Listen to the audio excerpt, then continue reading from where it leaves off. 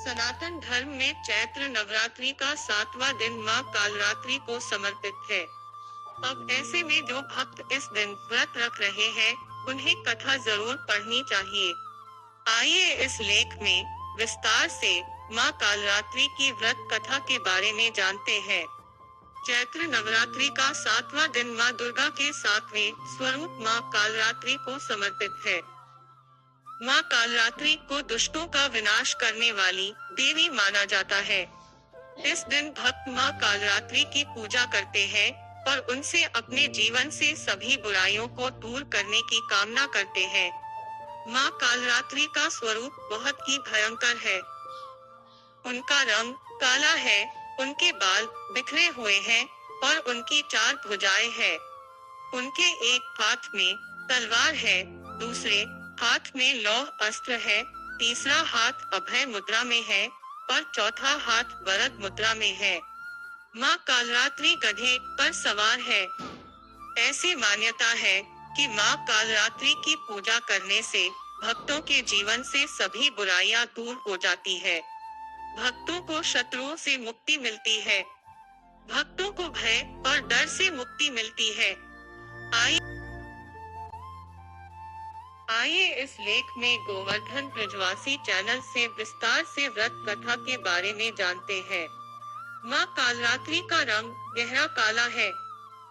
उनके बाल खुले हुए हैं और उनकी आंखें ब्रह्मांड के समान गोल है। उनके 4 हाथ हैं, जिनमें से एक में तलवार है, एक में लौह अस्त्र है, एक वर मुद्रा में है और एक अभय मुद्रा में है।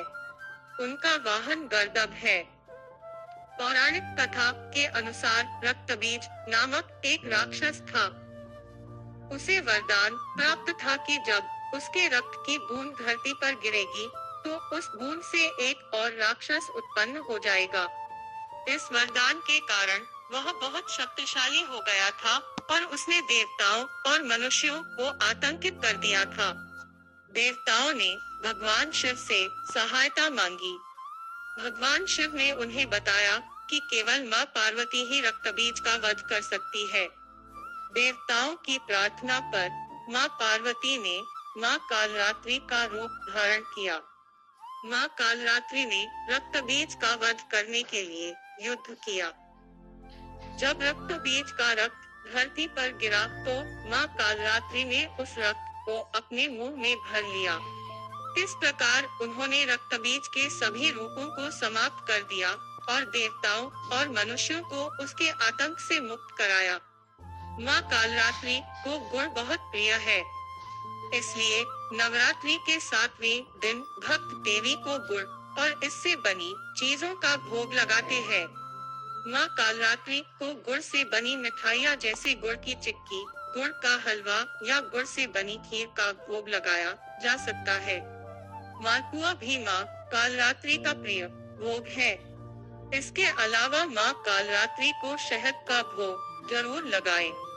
फलों में मां कालरात्रि को केला, नारियल और अनार का भोग लगाया जा सकता है।